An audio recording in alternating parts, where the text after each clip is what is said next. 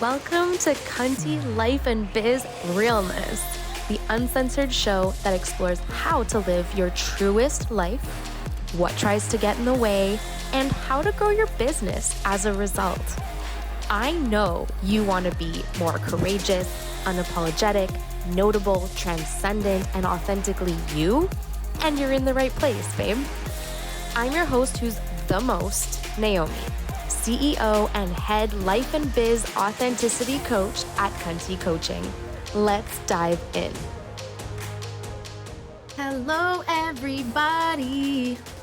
Welcome back to the CUNTY Realness. Today, it is a fiery topic. It's gonna ruffle some feathers. And I'm so here for it. I'm so excited. So let's fucking go.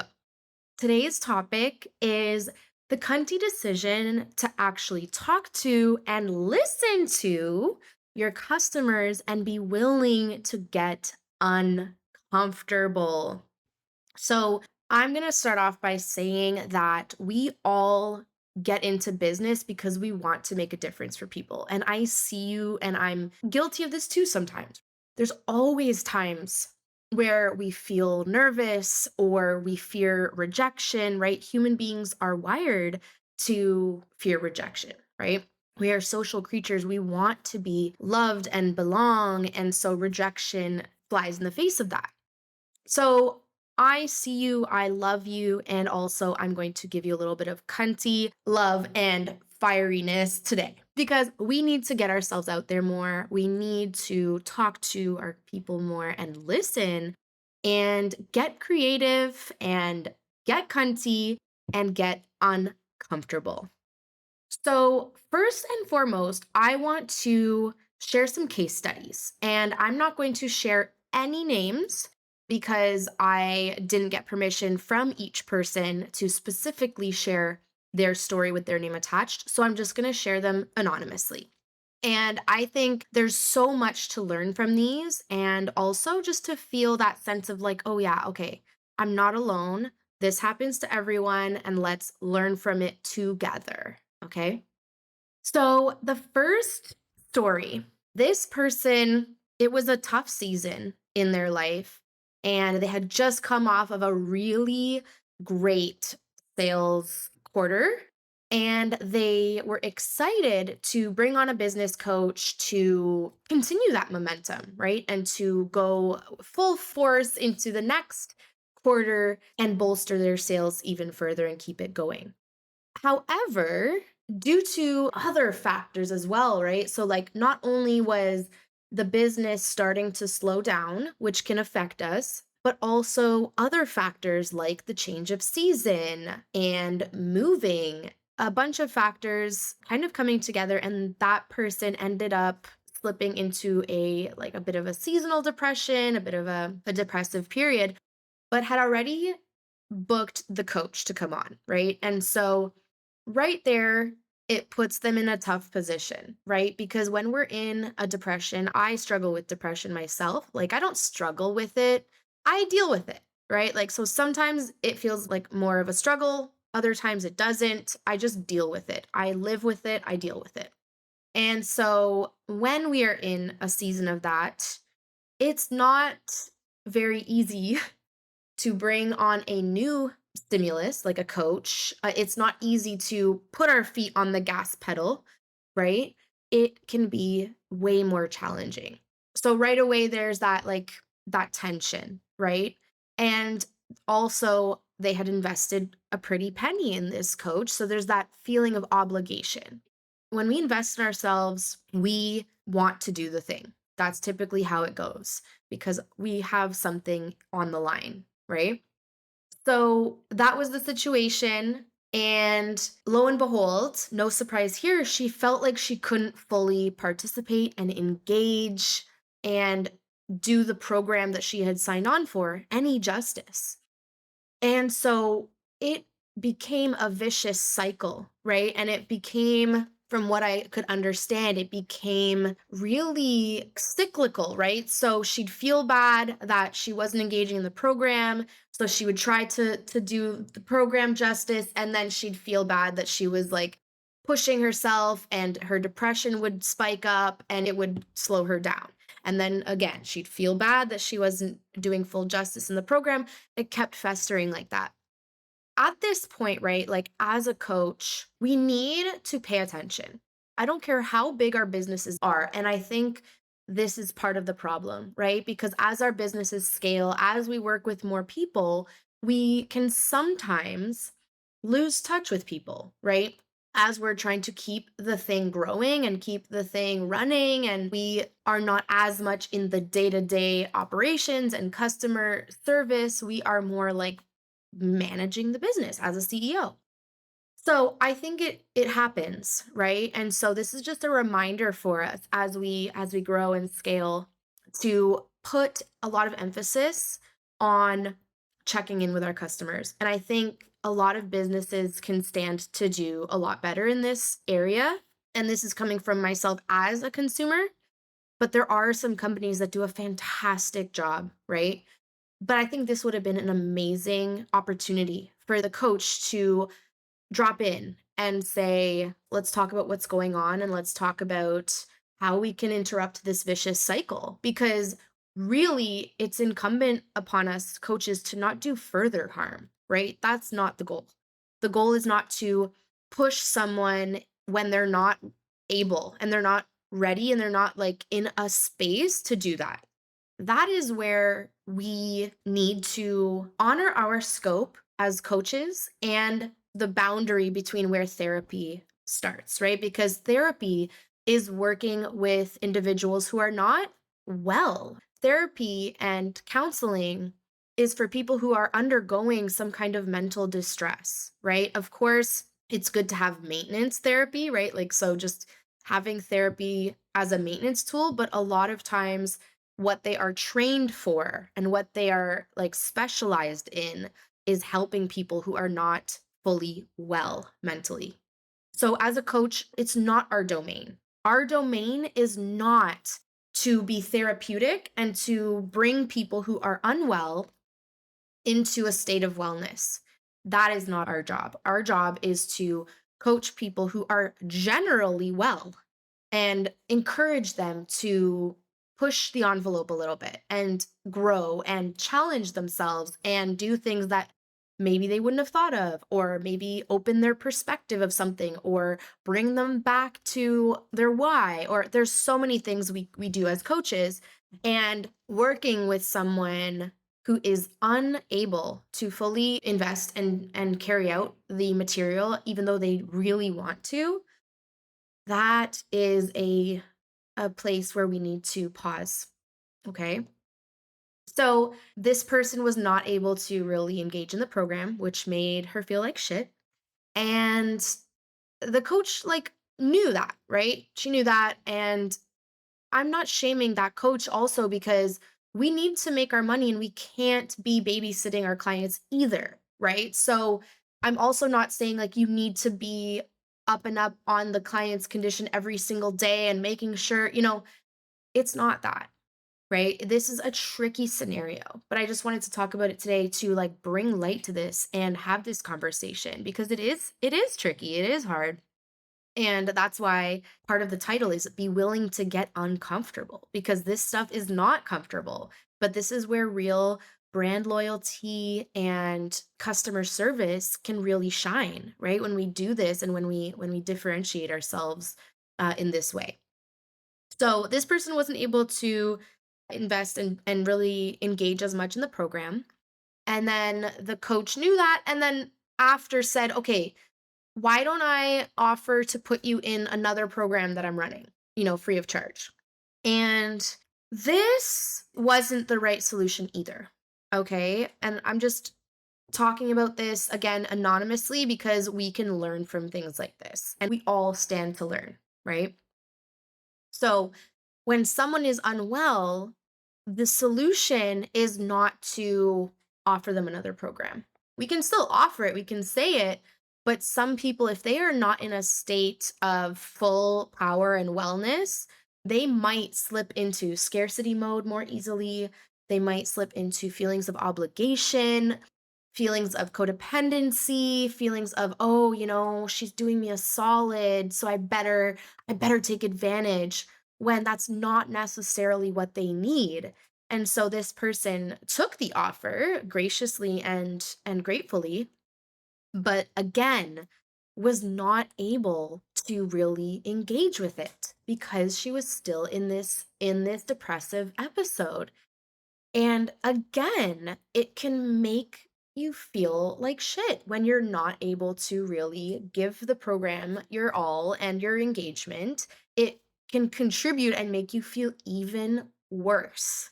So we need to be mindful of this as business owners, right? Like, let's hit the pause button.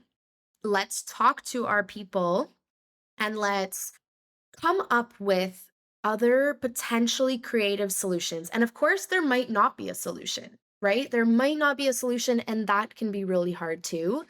Again, we have to use our discernment about putting the client and their well being as an important, a highly important factor, and then also our well being. So I'm not saying to be martyrs and sacrifice our well being, but it is incumbent on us to really pay attention to how our customers are feeling as they're working with us. I think that's so important and so undervalued, right? Thinking about feeling states. That is such an important thing. And that's why women and people who are sensitive and pay attention to emotions and feelings and are more emotionally intelligent are incredible leaders and incredible business owners, right? So, one creative solution that I thought of in this scenario, if I was the coach, could be to offer a company credit, right? So, like, they've already paid, and maybe it's not right to like offer a refund per se. I mean, you definitely could. If someone is unwell, it is absolutely a possibility to refund them and say, look, I am more than here for you when you're ready. But another option is to issue a company credit, right? So that they have already invested. And so as soon as they feel ready and able, they will come back and they will engage in the program or some kind of offering with more intentionality and more capacity to do so and more wellness to do so. And then that will result in better results for them, more feelings of happiness and joy for them if they're able to actually create results for themselves, right? And I think that would be an incredible solution, if possible, to honor both parties' needs, right? So you still get paid and they have time to process what they're processing. And this can happen at any time to anyone, right? So people go through periods of time that are really hard sometimes, whether it's a loss, whether it's, political distress in their area.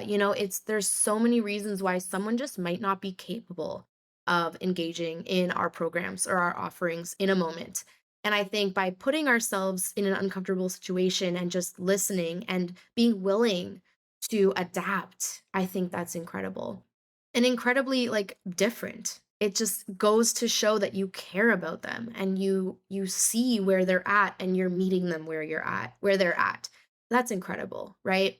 I love it when businesses like check in with me and say, "Hey, I haven't actually seen you in a while, or I haven't heard from you. Are you okay?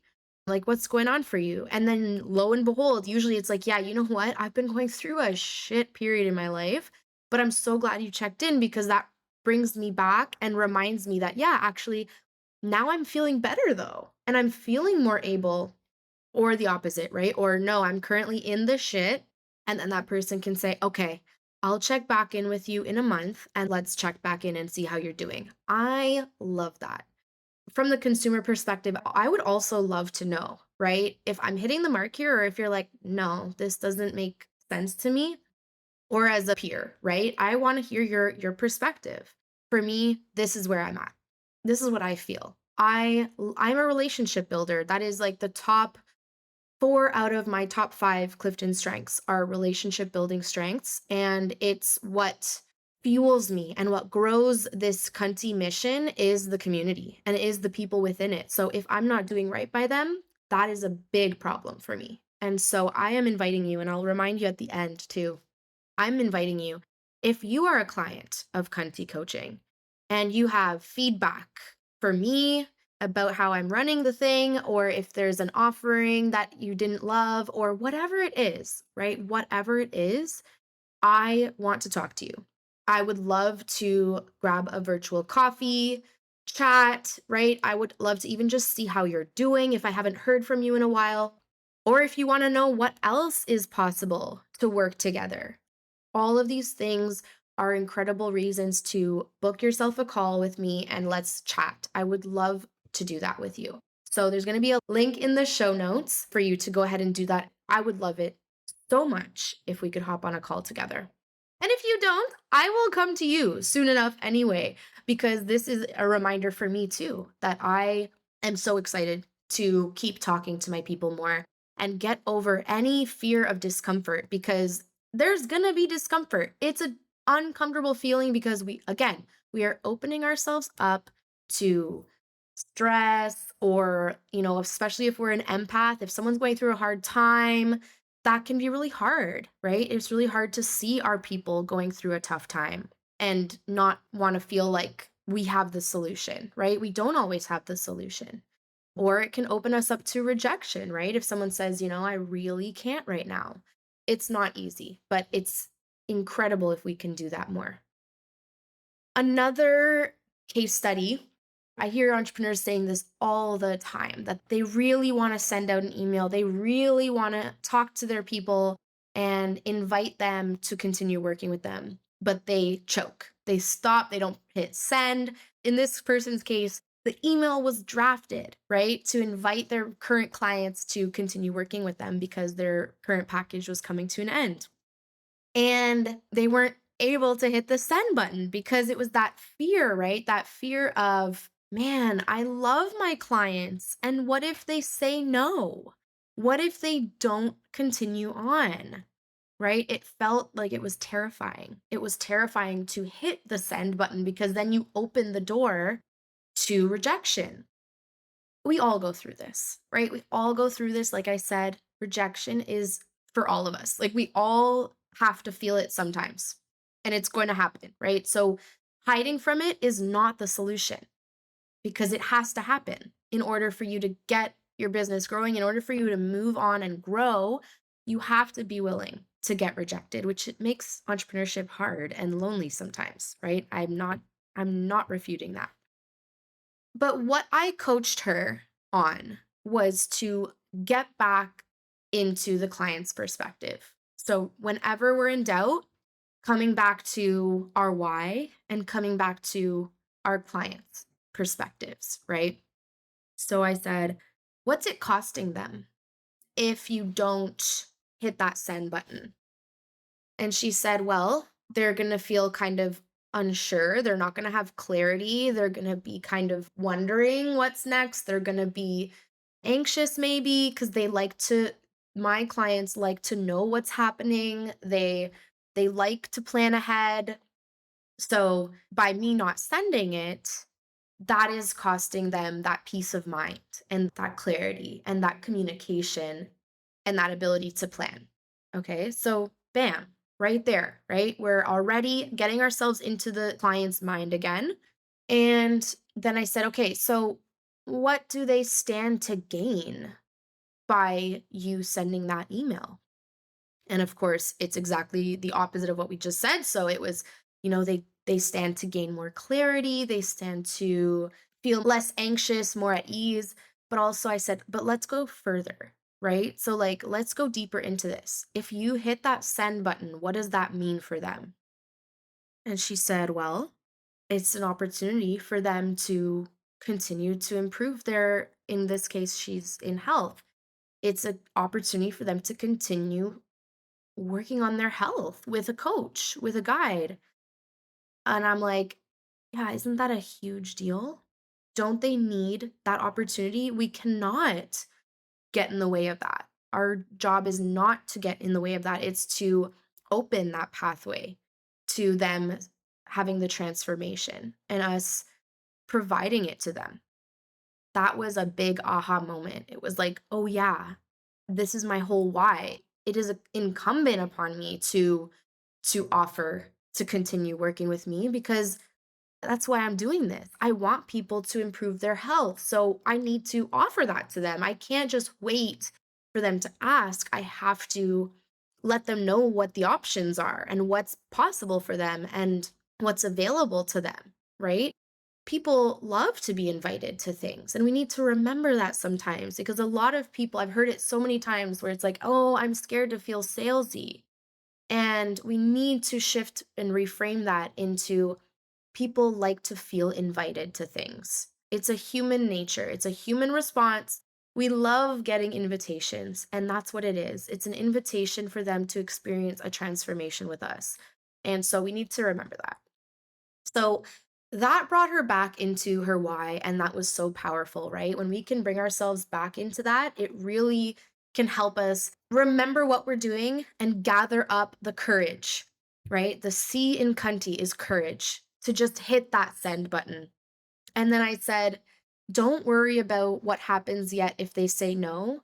Don't go there yet. It's one step at a time, right? Because that's another reason. Of course, if our mind is thinking about worst case scenarios, of course we're going to be terrified to do the thing. It's stressful. So we just focus on the step in front. And then if the rejections come, then we work from there with that data and we get creative and whatnot.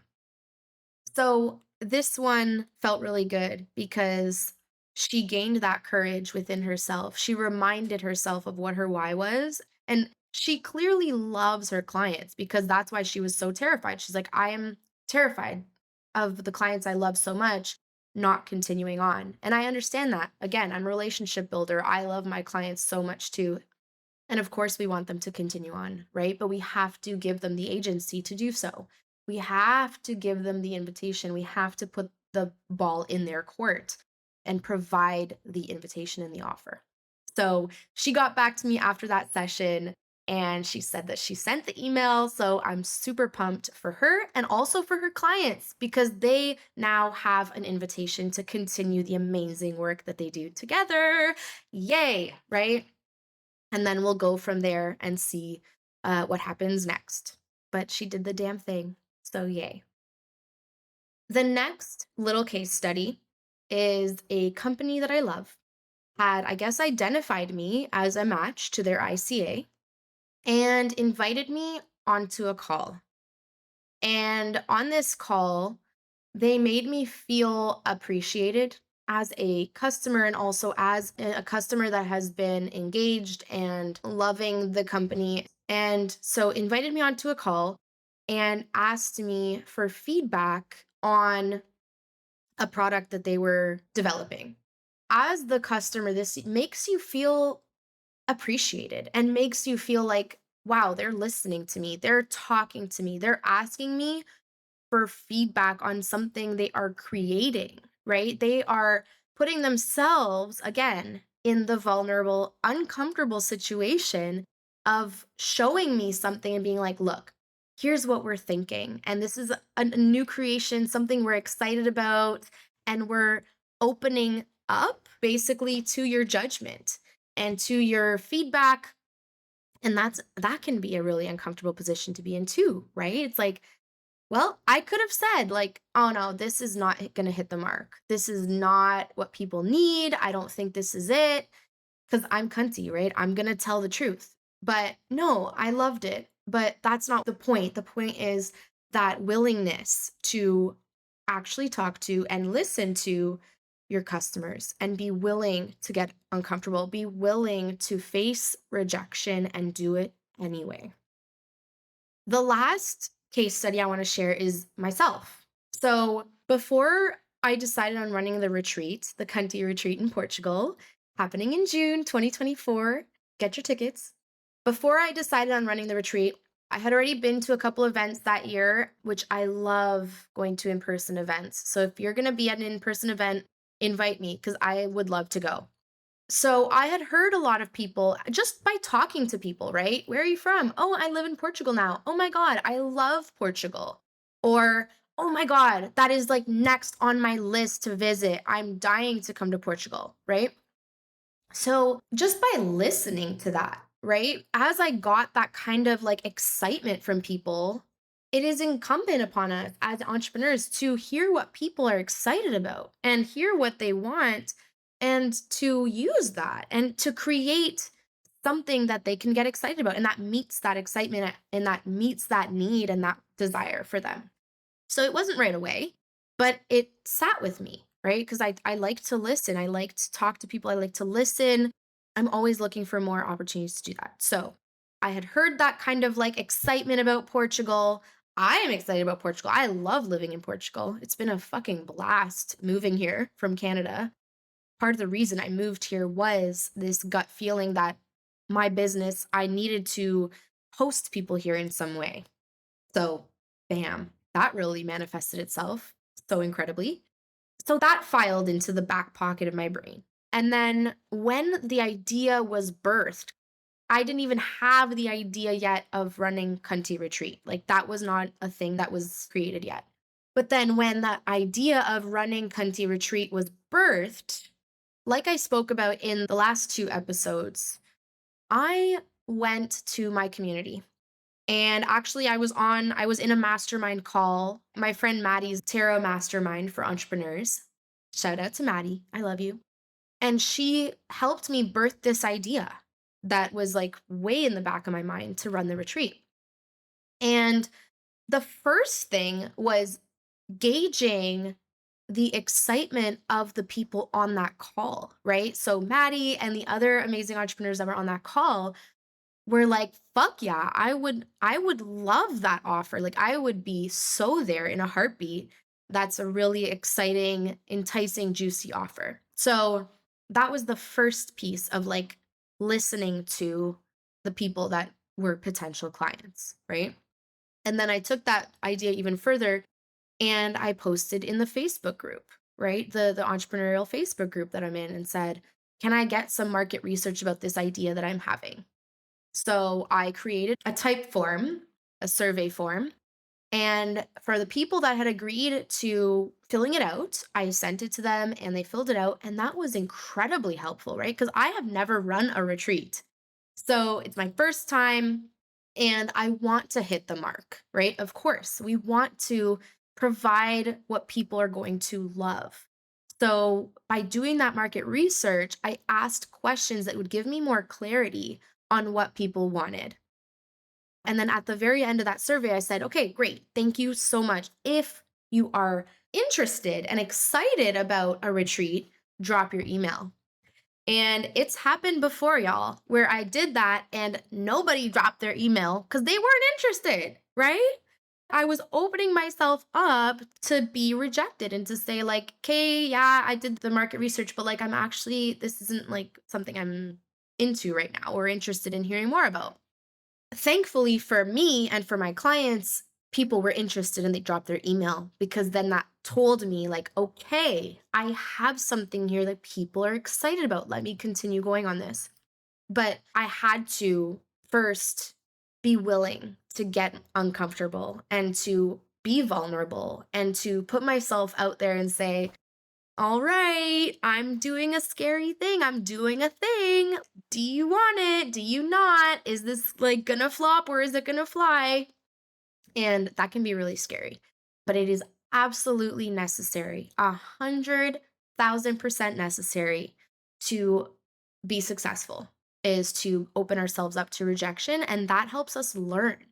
If I had not done that, and if I had just created something just out of my own brain, it wouldn't have necessarily hit the mark with people. And then I wouldn't really know why I would feel maybe dejected or like bummed, whatever it is, right? So talking to your people and putting yourself out there in that position to be uncomfortable and get yourself in front of people and, be willing to look like a fool, right? That can give us so much information, so much data. And also, like I said with my client, was like, what do people stand to gain? Bring yourself back to that, if nothing else. What do they stand to gain by you doing this?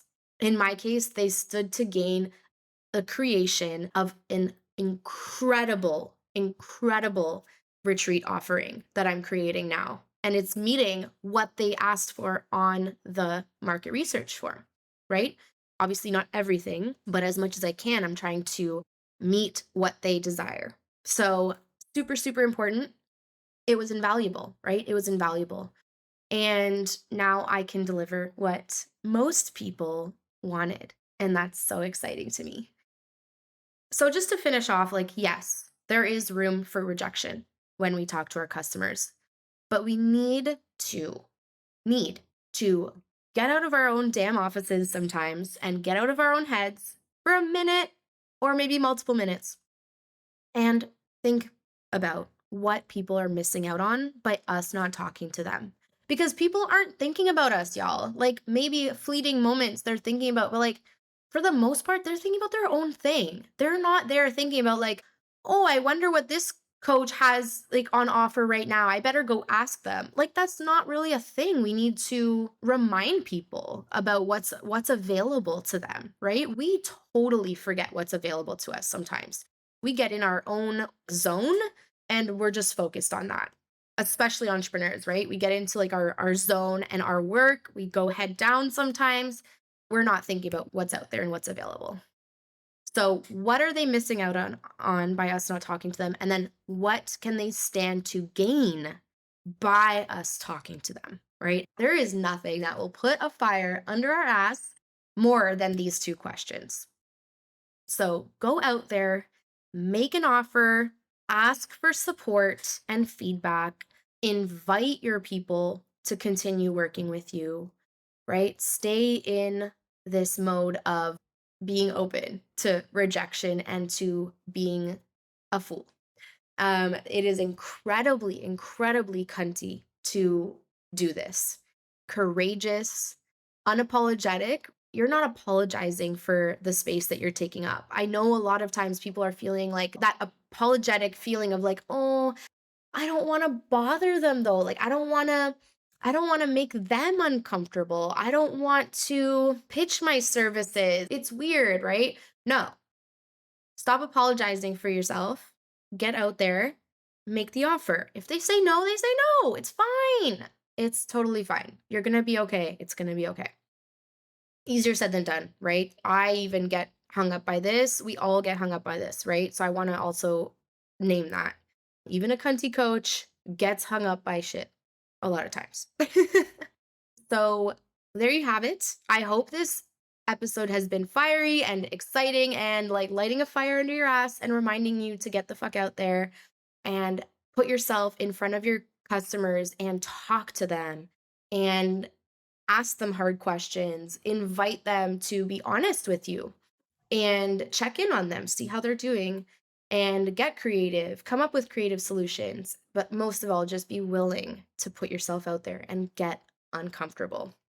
So, once again, if you are a client of Cunty or you want to be, you have feedback for me, or you just want to grab a virtual coffee or whatever beverage you like and chat, share ideas, get to know each other better, or if you want to know what else we can do to really get you closer to your dreams and your goals and get your universe expanding for you, please, please click the link in the show notes to book that call. I would love it so much, even if it's just going to be like a half an hour call to just touch base and make the connection again because there's nothing I love more than connecting with you and just being like friends, and getting to know what's going on for you in your life and making sure that I'm honoring that and also inviting you into the world of Cunty even more and seeing how we can work together to make your wildest dreams come true. I would love it so much. And again, if you don't, I'm coming for you anyway, right? So like look like soon enough, I'm gonna come knocking on your door and say, hey, let's chat, let's meet up. Like, how are you doing? So you might as well just book it, right? I love you so much. I'm so grateful for you being here listening.